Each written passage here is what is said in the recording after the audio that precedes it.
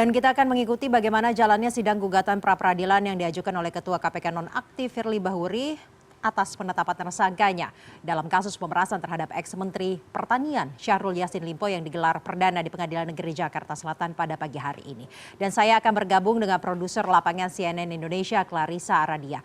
Clarissa, dijadwalkan sidang ini akan dimulai pukul 10 atau sekitar 1 jam yang lalu. Sudah dimulaikah, dan kalau sudah dimulai, apa saja poin-poin yang disampaikan dalam sidang?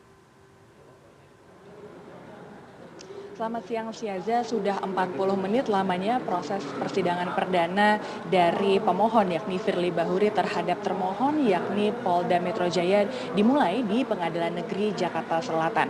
Sesuai jadwal, untuk agenda hari ini adalah soal pembacaan gugatan dari pihak Firly Bahuri terhadap Polda Metro Jaya. Namun untuk hari ini Firly Bahuri terkait dengan pemohon ini tidak hadir, namun diwakili oleh sejumlah tim kuasa hukum Firly Bahuri. Dan juga dari pihak tim kuasa hukum sangat mengharapkan agar ada pihak dari termohon yang hadir pada persidangan hari ini. Dan sesuai dengan harapan, hari ini pihak dari Polda Metro Jaya dalam hal ini diwakilkan oleh Kepala Bidang Hukum Polda Metro Jaya yakni Kombes Pol Putu Putera sudah hadir, sudah tiba dan juga sudah mulai mengikuti agenda persidangan hari ini.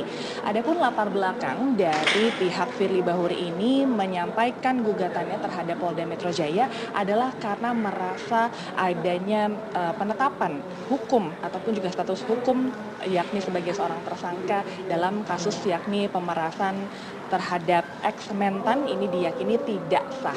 Ada dua hal yang menjadi landasan pihak dari kuasa hukum bisa melaksanakan agenda persidangan hari ini, yakni karena bukti persidangan kurang kuat untuk bisa menjadikan kliennya dalam hal ini adalah Firly Bahuri sebagai seorang tersangka. Dalam hal ini adalah dari 91 orang saksi yang mengikuti seluruh rangkaian penyidikan maupun juga persidangan terhadap dengan kasus pemerasan ex-mentan SCL tersebut, dianggap tidak ada satupun yang melihat secara langsung apakah benar ex-ketua KPK ini benar-benar melakukan pemerasan terhadap ex-mentan SCL tersebut. Kemudian yang kedua adalah dari foto ataupun juga bukti elektronik foto pertemuan antara Firly Bahuri dengan SCL ini dinilai tidak cukup kuat menjadi sebagai barang bukti untuk di persidangan. Adapun bukti elektronik berupa foto pertemuan di area ataupun juga di lapangan bulu tangkis tersebut hanya sebagai petunjuk adanya pertemuan antara SCL dengan Firly Bahuri, bukan merupakan alat bukti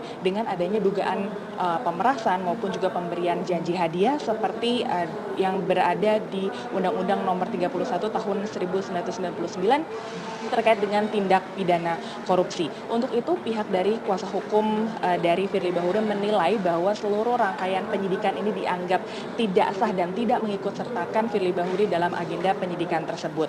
Dan juga kuasa hukum dari Firly Bahuri yakni Ian Iskandar juga menyampaikan bahwa melalui putusan peradilan ini maka diharapkan bahwa seluruh putusan maupun juga proses hukum yang menyangkut Firly Bahuri ini bisa dilepaskan, bisa dihentikan, dan juga nama baik dari Firly Bahuri bisa dipulihkan.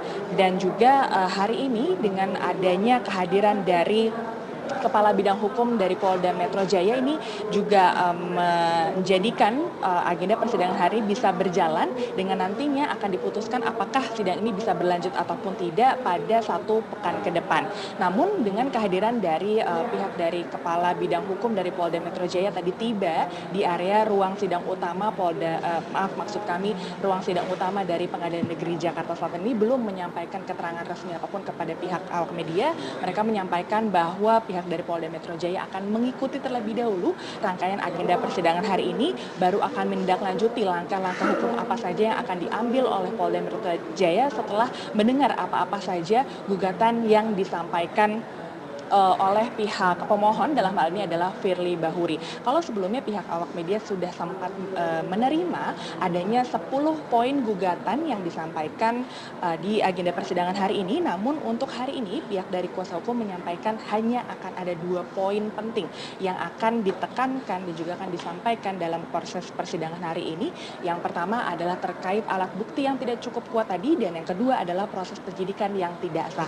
Untuk itu pihak dari awak media sehingga saat ini ini masih terus menantikan bagaimana proses perjalanan persidangan yang dilaksanakan di kawasan Pengadilan Negeri Jakarta Selatan ini. Apakah nantinya pihak termohon akan setuju dengan semua yang disampaikan ataupun juga ada bentuk penyangkalan yang akan disampaikan oleh pihak termohon. Tentunya akan kami ikuti seluruh proses persidangan hari ini. Dan satu poin penting yang juga penting untuk disampaikan, Syaza, bahwa untuk hari ini pihak dari Pengadilan Negeri Jakarta Selatan bukan hanya akan menyelenggarakan agenda persidangan perdana untuk kasus Firly Bahuri terhadap Polda Metro Jaya saja, namun nanti setelah agenda persidangan ini akan diikuti oleh agenda persidangan perdana pra peradilan terhadap ex-Wamenkumham yakni Edi Hiarij bersama dengan kedua orang asisten pribadinya di kawasan Pengadilan Negeri Jakarta Selatan juga.